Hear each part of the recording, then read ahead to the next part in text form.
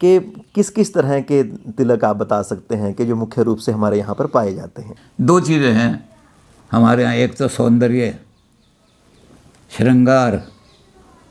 तिलक लगाने से माथे का श्रृंगार बढ़ जाता है, आदमी शोभा बढ़ जाती है। लेकिन साइंटिफिक तरीके से ये है कि हमारी जो दोनों भौहें हैं, इन भौहों के बीच में हमारा विज्ञान का केंद्र है।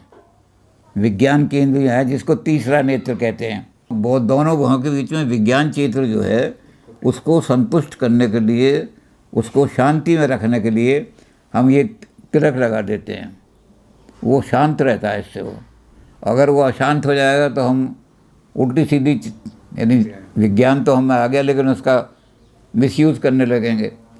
तो तिलक से वो शांति रहती है, और जब ये विज्ञान केंद्र हमारा शांत होता है तो मन भी शांत हो जाता है। तो वैज्ञानिक दृष्टि से तिलक लगाना बहुत ज़रूरी है।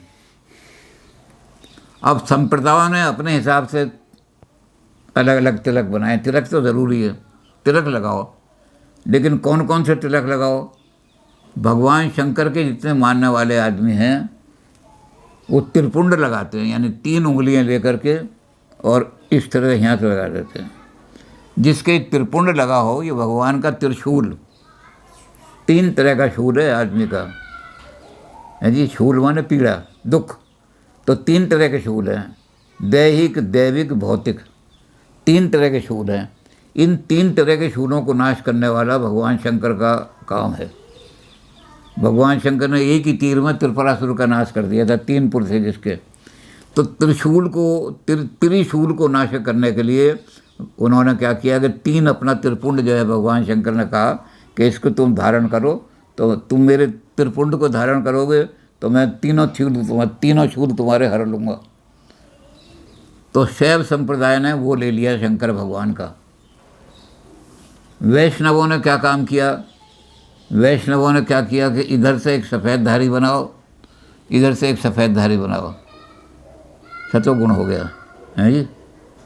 उसके बीच में लाल लगाया आपने, वो रजोगुण हो गया, और बीच का जो शून्य रह गया वो तमोगुण सारा हो जाता है। अमी हरा हल मद भरे, श्वेत श्याम रत्नार। जो अपनी प्रिय है उसके जो नयन हैं वो कैसे हैं? अमी, अमृत है इसमें। जो सफ़ेद है वो तो अमृत है, और जो काला है ये हरा हल है, और इसके अंदर जो मस्ती है जवानी की वो लाल है। तो जियत मरत गिर गिर परत जही चितवत एक बार।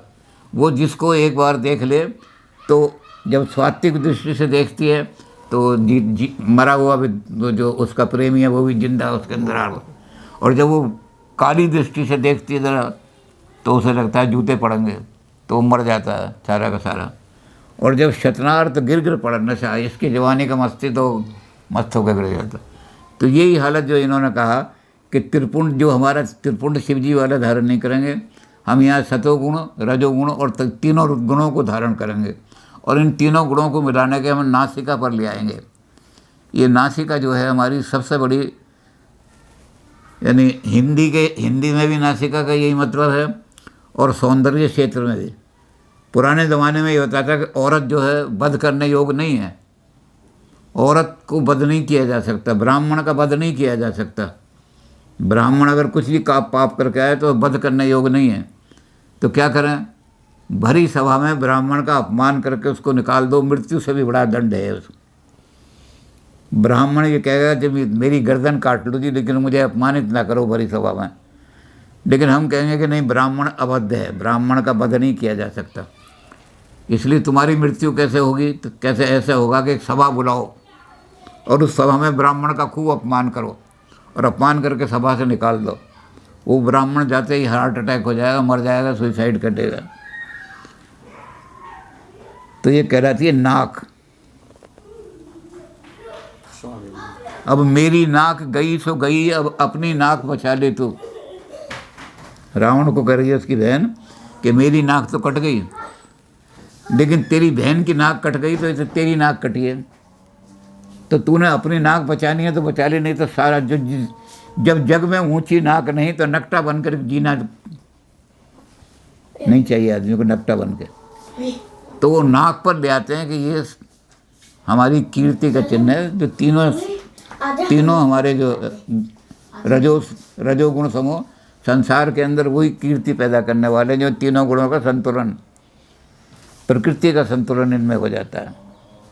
और नाक का मतलब और भी है, तो जैसे ब्राह्मण का लिखा है कि ब्राह्मण को वध नहीं करना चाहिए, ऐसे स्त्री का लिखा है कि उसका वध नहीं करना चाहिए। तो क्या करना चाहिए? स्त्री को क्रूप करके छोड़ दो। ये मृत्यु से भी बड़ा दंड है। जो क्रूप स्त्री, जो क्रूप होकर जिंदा नहीं रहना चाहती, तो इसलिए तीनों चीज़ें नाक पर डाल दी जाती हैं, वो वैष्णव चिन्ह बन जाता है। स्त्रियां ये तिलक नहीं लगाती हैं, स्त्रियां बिंदी लगाती हैं माथे पर, क्योंकि जब लक्ष्मी का वास देखा जाता है तो लक्ष्मी का वास दो ही जगह है। गऊ का जो स्तन है, गऊ के थन जो हैं, यहाँ वहाँ तो लक्ष्मी क्षीर सागर में वास करती है लक्ष्मी। वहाँ पर जिसके घर में गऊँ अच्छा दूध देने वाली होगी उसके घर को लक्ष्मी छोड़ती नहीं कभी। तो गऊ के थन जो है उनको लोग अच्छा संभाल के रखते हैं, 4-4 किलो 5-5 किलो 10-10 किलो दूध दे, तो लक्ष्मी का वास हुआ है। और नारी के ललाट में लक्ष्मी का वास है। हम खास तौर से जब भी जाते हैं नारियों में हम ये कहते हैं कि नारी के, शास्त्र कहते हैं कि नारी के ललाट में लक्ष्मी का वास है और गऊ के थनों में लक्ष्मी का वास है, दो जगह। जब लक्ष्मी का वास यहाँ है तो तुम क्या करती हो? मैचिंग बिंदी लगाती हो। आज मैंने काले रंग की साड़ी पहनी है, तो जब लक्ष्मी का मुंह काला कर दोगी तो लक्ष्मी तो भाग जाएगी तुम्हारे घर से। इसलिए कभी भी काली बिंदी मत लगाओ, कुछ भी हो। अब मैचिंग देखनी है तो हमेशा लाल बिंदी लगाओ। लाल बिंदी जो है ये लक्ष्मी का चिन्ह है। इसलिए नारी को कहा कि जो नारी लक्ष्मी रूपा है वो लाल बिंदी लगाएगी, और जब वो विधवा हो जाएगी तब उसको कह दिया जाएगा कि अब बिंदी मत लगाओ यहाँ, अब तुम लक्ष्मी गृह लक्ष्मी की तरह नहीं हो। तो नारियाँ बिंदी लगाती हैं। तो इस तरह से अलग अलग संप्रदाय ने अपने अपने अलग हिसाब से पहचानने के कर रखे हैं सारे के सारे। लेकिन तिलक लगाना बहुत ज़रूरी है, क्योंकि हमारा जो विज्ञान में केंद्र है, उस विज्ञान में केंद्र को शांत रख करके, सोच करके बड़ा बड़ा विज्ञान ऊंचा करने के लिए ये हमारी तीसरी नेत्र को तीसरा नेत्र कहते हैं।